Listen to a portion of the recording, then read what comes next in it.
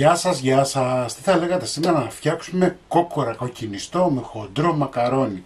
Φανταστική συνταγή. Μην ξεχνάτε να κάνετε κοινοποίηση στα βίντεο μας, να κάνετε γραφούλα στο κανάλι μας. Οτιδήποτε χρειάζεται μπορείτε να δείτε στην ομάδα μας μαγειρικές απολαύσεις στο Facebook. Και τώρα πάμε να σας δείξω τη συνταγή, την εκτέλεση και τα υλικά. Λοιπόν, σε μια κατσαρόλα θα βάλουμε ελαιόλαδο. Τόσο όσο να καλύψουμε τον πάτο της κατσαρόλας. Έτσι, 100-150 γραμμάρια. Ανάβουμε τη φωτιά.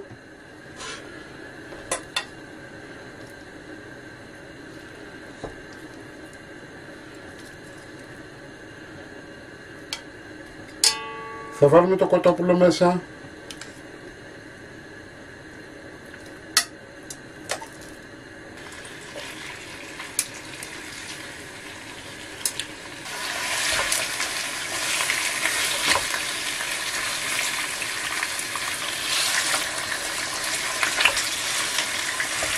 Κανονικά πρέπει να είναι σε τηγάνι, αλλά για να μην λερώνουμε πολλές κατσαρόλες, εγώ θα σας το δείξω έτσι.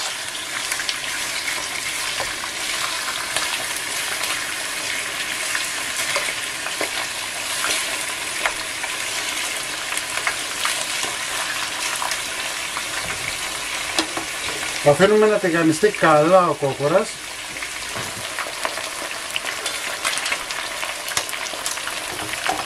Τσαρακίσαμε το κοτόπουλό μας. Έτσι, θα το βγάλουμε.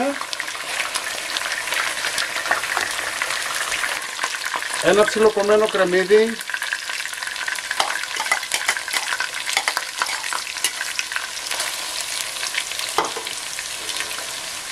Δύο-τρεις σκελίδες σκόρδο.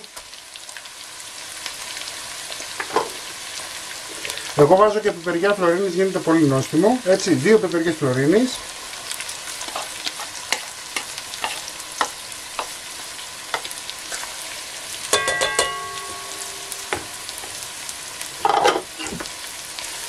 Ανακατεύουμε. Μαϊντανό.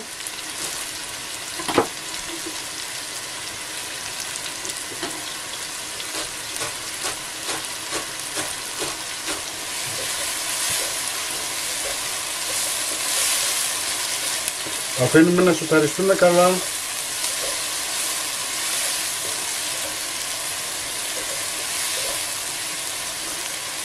Ρίχνουμε και το μαϊντανό μέσα. Θα ρίξουμε 2 κουταλιές της σούπας πελτέ.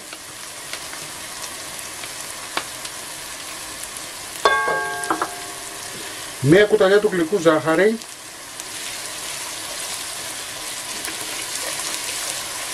Αφήνουμε να τσιγαριστεί και ο πελτές για να βγάλει τα αρώματά του.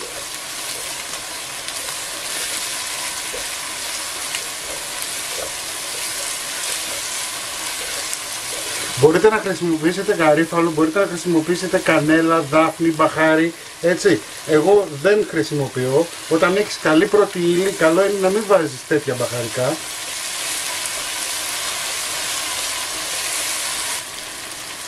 Θα ξαναβάλουμε το κοτόπουλο μέσα.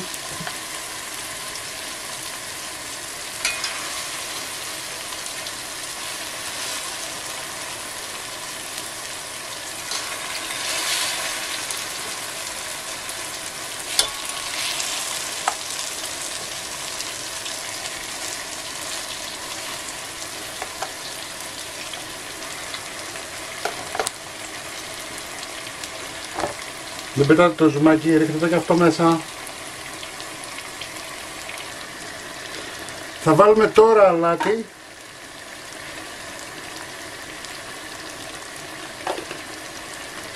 Πιπέρι.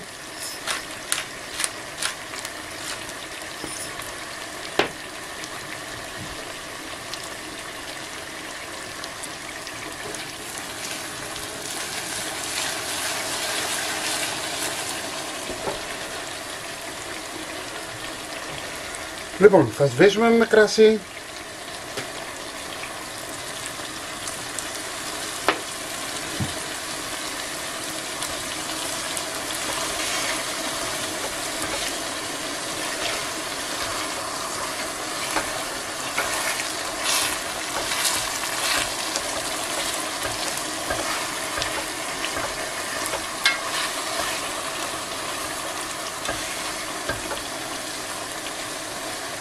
Κοιτάξτε μια ωραία σάλτσα που έχει γίνει. Θα βάλουμε λίγη σπιτική σάλτσα.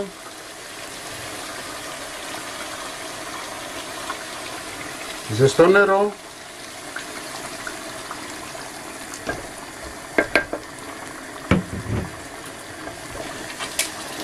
Ανακατεύουμε λιγάκι. Περίπου ένα ποτήρι με 2 ζεστό νερό.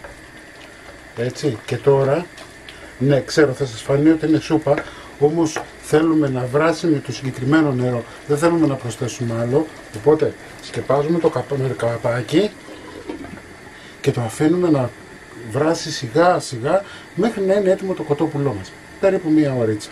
Λοιπόν, το κοτόπουλάκι μας βράζει, είναι σχεδόν έτοιμο. Κοιτάξτε τι ωραίο που έχει γίνει, τι ωραία σάλτσα. Λοιπόν, να σας πω ένα μυστικό που εγώ το κάνω σε όλα μου τα κοκκινιστά. Μία κουταλιά της σούπας ξύδι. Τι κάνει το ξύδι? Κόβει τη σάλτσα και όταν πέφτει επάνω στο μακαρόνι κοκκινίζει πολύ το μακαρόνι. Το αφήνουμε να βράσει. Έχουμε βάλει νερό 2 λίτρα να βράσουνε. Θα βάλουμε 1,5 κουταλιά αλάτι.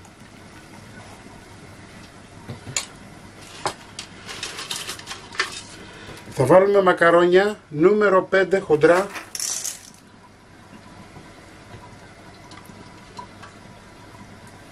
Μέχρι να γίνουν τα μακαρόνια θα γίνει και ο κόκορας και είμαστε έτοιμοι. Λοιπόν, το κοτόπουλο μας είναι έτοιμο, έχει πήξει σάλτσα, έχει γίνει φανταστική. Θα τα κάψω με λίγο βούτυρο.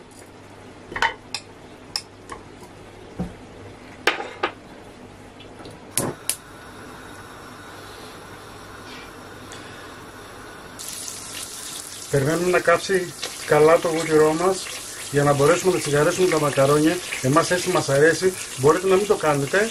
Έτσι, αν θέλετε να κάνετε πιο ελαφρύ το γεύμα, τώρα πόσο μπορεί να είναι πιο ελαφρύ λόγω του κόκορα, αλλά λέμε.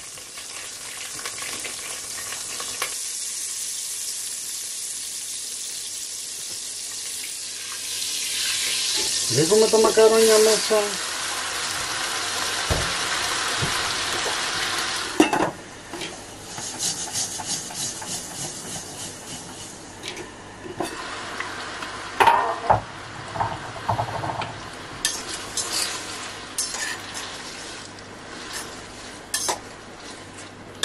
Και είμαστε έτοιμοι για να σερβίρουμε. Πείτε μου τώρα ποιος μπορεί να αντισταθεί σε ένα τέτοιο πιάτο. Μην ξεχνάτε φίλες και φίλοι να κάνετε κοινοποίηση στα βίντεό μας, να κάνετε γραφούλα στο κανάλι μας, οτιδήποτε χρειάζεται μπορείτε να έρθετε στην ομάδα μας Μαγειρικές Απολαύσεις στο Facebook και εμείς θα τα πούμε πάλι με ένα επόμενο βίντεο. Γεια και χαρά σας!